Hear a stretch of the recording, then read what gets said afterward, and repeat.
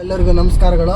ಇವತ್ತು ಸಾಗರ ಜಾತ್ರೆ ಹಾಗೂ ಸಿಗಂದೂರ್ ಟ್ರಿಪ್ ಪ್ಲಾನ್ ಮಾಡಿದ್ದೀವಿ. ನೋಡುವ ಏನಾಗುತ್ತೆ, ಎಲ್ಲೆಲ್ಲಿ ಹೋಗ್ತೀವಿ, ಹೇಗೆ ಎಂಜಾಯ್ ಮಾಡ್ತೀವಿ ಅಂತ ತೋರಿಸ್ತೀನಿ ಬನ್ನಿ.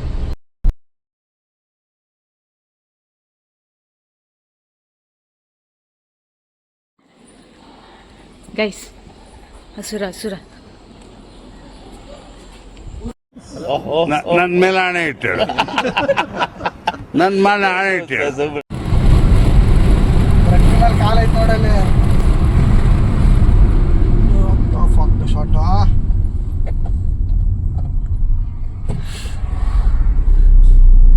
ಬೇಕು ಅಂತ ಬಂದದಲ್ಲ, ದಾರಿ ತಪ್ಪಿ ಬಂದ.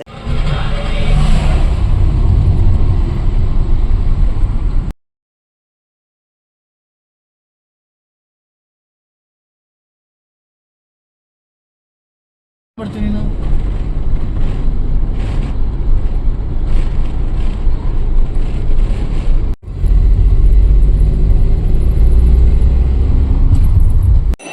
ಶ್ರೀ ಕ್ಷೇತ್ರ ಸಿಗಂದೂರು.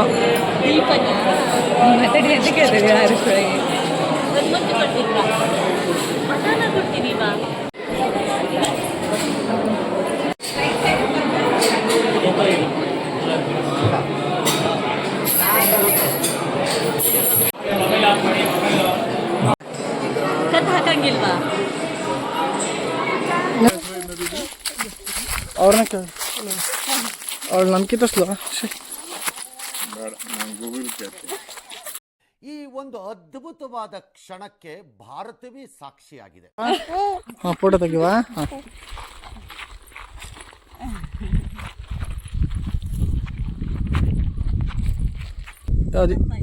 ಇದು ಇದಾ ಕ್ಷೇತ್ರಪ್ಪ ಅಲ್ಲ, ಭೂತಪ್ಪ ಕಾಪಾಡಪ್ಪ ದೇವ್ರೆ. ಇಲ್ಲಿದ್ನೆಲ್ಲ ಅಲ್ಲಿ ಹೋಯ್ತಿದ್ರಿ ಇವಾಗ. ಇವಳು ನನ್ನ ಆತ್ಮೀಯ ಸ್ನೇಹಿತೆ ಸಂಧ್ಯಾ ನಾಯ್ಕ್, ಸಿಗಂದೂರುಗಳು. ಹಂಗೆಲ್ಲ ಸಿಗಲ್ಲ, ಬ್ಯುಸಿ ಪರ್ಸನು. ಸಿಕ್ಕಿದೆ ನಮ್ಗೆ ದೊಡ್ಡ ಪುಣ್ಯ.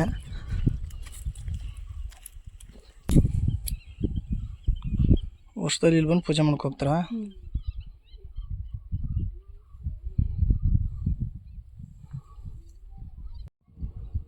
ಇಲ್ಲೇ ಇರೋದಾ ಮೂಲತಃ ದೇವರು? ಹೇಳ್ತಂದ್ರೆ ಇಲ್ಲಿ ನಡೀತದೆ. ಇದು ಮೂಲ ಸ್ಥಳ ಚೌಡಮ್ಮ. ಇದು ಪ್ರತಿ ವರ್ಷ ಮಳೆ ಜಾಸ್ತಿ ಆದವಾಗ ಮುಳುಗೋಗುತ್ತೆ. ಅಂದ್ರೆ ನಮ್ಮ ಸಂಕ್ರಮಣ ವರ್ಷಕ್ಕೆ ಒಂದ್ಸಲ ಮಾತ್ರ ಇಲ್ಲಿ ಬಂದು ಪೂಜೆ ಮಾಡೋ ಪ್ರತೀತಿ ಸಂಕ್ರಮಣ ಕಾಲಕ್ಕೆ. ಅದು ಮಳೆ ಕಮ್ಮಿ ಇರೋ ವರ್ಷ, ನೀರು ಬಿಟ್ಟ ವರ್ಷ ಮಾತ್ರ ನಮಗೆ ಪೂಜೆ ಸಿಗೋದಿಲ್ಲ. ಅಂದ್ರೆ ನೀರು ಅಲ್ಲಿ ತನಕ ಇರುತ್ತೆ, ಮುಳುಗೋಗಿರುತ್ತೆ. ನಾವು ಆದರೂ ಬಂದು ಪೂಜೆ ಮಾಡ್ತೀವಿ. ಈಗ ಏಪ್ರಿಲ್ ಮೇನಾಗೆ ನೀರು ಬಿಟ್ಟಿರುತ್ತೆ. ಈಗ ನಮಗೆ ದರ್ಶನಕ್ಕೆ ಅವಕಾಶ ಇದೆ. ಬಟ್ ಆದರೆ ಇಲ್ಲಿ ಯಾವುದೇ ರೀತಿಯಾದಂಥ ಸೇಫ್ಟಿ ಪರ್ಪಸ್ ನೀರಿರೋದಕ್ಕೆ ಇರೋದ್ರಿಂದ, ನೀರಿನ ಸೆಳೆತ ಇರೋದ್ರಿಂದ ಯಾರನ್ನೂ ಬಿಡಲ್ಲ. ಇದು ಕಾಡಾಗಿರೋದ್ರಿಂದ, ದಟ್ಟ ಕಾಡಾಗಿರೋದ್ರಿಂದ ದೇವಸ್ಥಾನದ ವತಿಯಿಂದ ದೇವಸ್ಥಾನದ ಕಡೆಯವರು ಪ್ರತಿ ಅಮಾವಾಸ್ಯೆ, ಪ್ರತಿ ಹುಣ್ಣಿಮೆಗೆ ಬಂದು ಕ್ಷೇತ್ರದಿಂದ ಪೂಜೆ ಮಾಡ್ಕೊಂಡು ಹಣ್ಣುಕಾಯಿ ಮಾಡಿ ಹೋಗ್ತಾರೆ. ಮತ್ತು ಇದ್ರ ಎದುರುಗಡೆನೆ ಅಲ್ಲೇನು ಸಿಗಂದೂರಲ್ಲಿ ಮರುಪ್ರತಿಷ್ಠಾಪನೆ ಆಗಿದೆ, ಅದೇ ಕಾರಣ ಕ್ಷೇತ್ರ ಪಾಲಕ ಇದೆ. ಆ ಕಡೆ ಕಾಣೋದು. Thank you. ಇದು ಮೂಲನ? ಹಾಂ, ಮೂಲ ಚೌಡಮ್ಮ ಇದು. ತುಂಬ ಥ್ಯಾಂಕ್ ಯು ಸೋ ಮಚ್. ಸಿಕ್ಕಾಪಟ್ಟೆ ಖುಷಿಯಾಗಿದೆ. ನನಗೆ ಏನು ಮಾತಾಡ್ಬೇಕಂತ ಗೊತ್ತಾಗ್ತಾ ಇಲ್ಲ.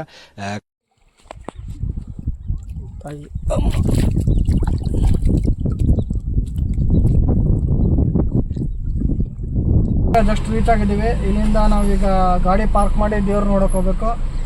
ದರ್ಶನ ಭಾಗ್ಯ ಉಂಟಾ ಇಲ್ಲ ನೋಡುವ ಬನ್ನಿ. ಹೇಗಿದೆ ಸಾಗರ ಮಾರಿಕಾಂಬ ದೇವರು ಜಾತ್ರೆಯಲ್ಲಿ ಏನೇನು ವಿಶೇಷ ಇದೆ ತೋರಿಸ್ತೀನಿ ಬನ್ನಿ.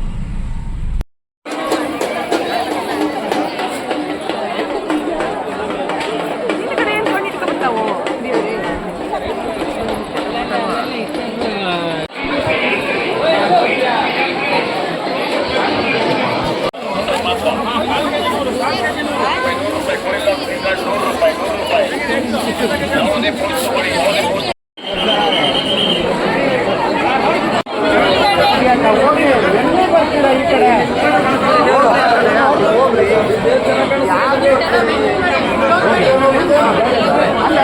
ಇಸ್ಕೊಳ್ಳಿ